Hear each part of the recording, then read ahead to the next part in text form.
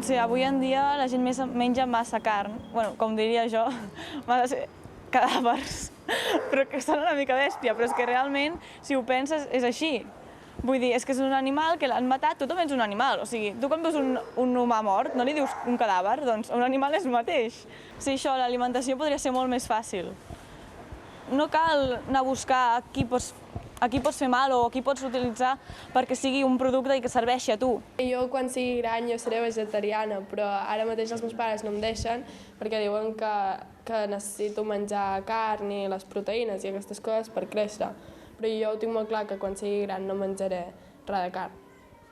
No m'agrada saber que el que estic menjant jo ha estat corrent en un camp por ahí menjant herbes i no sé què, i imagina't que tu tens un fill i després el maten per emportar-se'l i menjar-se'l. Imagina't com es sent el porc o la vaca o el pollastre. Jo me sentiria tot malament, saps? Si vinguessin a agafar el meu fill i vés a saber on se l'emporten a matar-lo i després algú de l'altre costat del món se'l menja.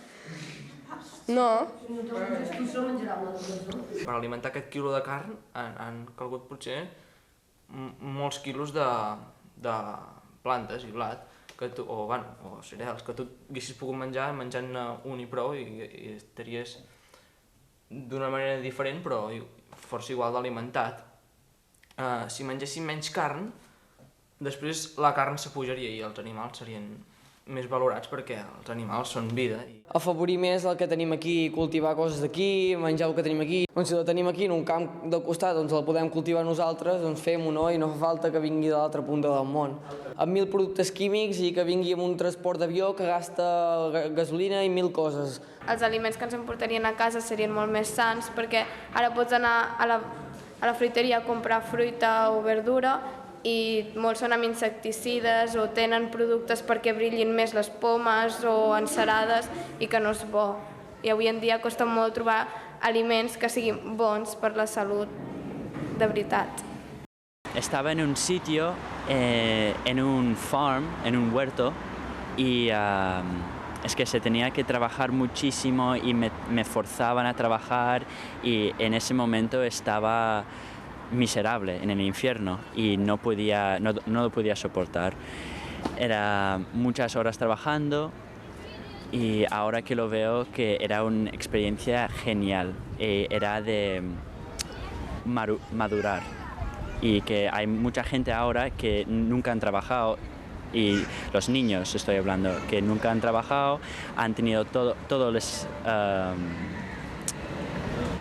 dado a ellos, ¿sabes? Y son mimados y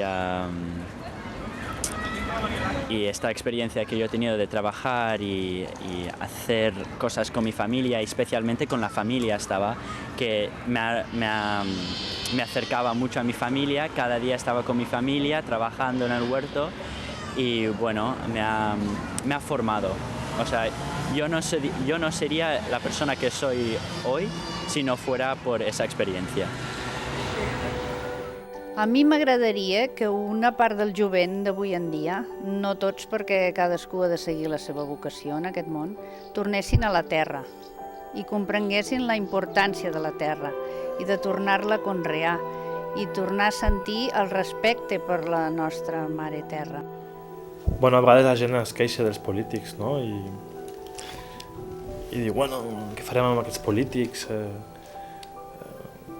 No serveixen per a res, és culpa seva, i la gent el que ha de fer és fer política a casa seva, no? Fer governs a casa seva, començar a fer horts, començar a fabricar el seu aliment. A mi sempre m'ha somiat, no? I m'ha agradat viure al camp. I també sempre m'havia agradat, no? La idea de tindre un hort i ha ajudat el meu avi en diverses ocasions. Una oportunitat, no? Un moment d'ajuntar aquestes coses i aprendre. Per mi, per nosaltres, penso que l'ecologia comença en la filosofia, en la manera de viure. Viure d'una manera més conscient, també, sobre com ens alimentem, com ens moguem i per què.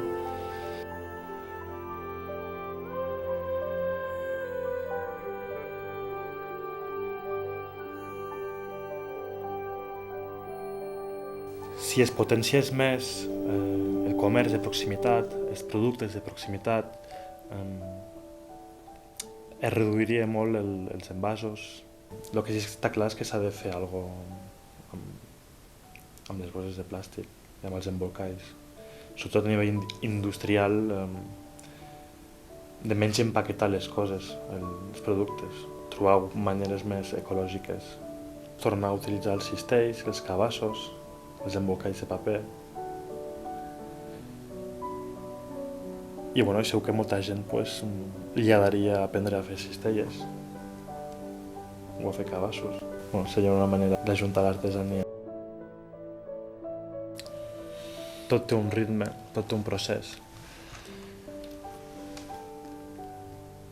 I bueno, penso que entre uns i els altres, i uns amb els altres, ens ajudem a despertar, no? A conscienciar de lo que està passant al món, de qui som, què estem fent, per què. I jo tinc confiança. Penso que el que estem vivint és el que toca i que hi ha molta gent que està despertant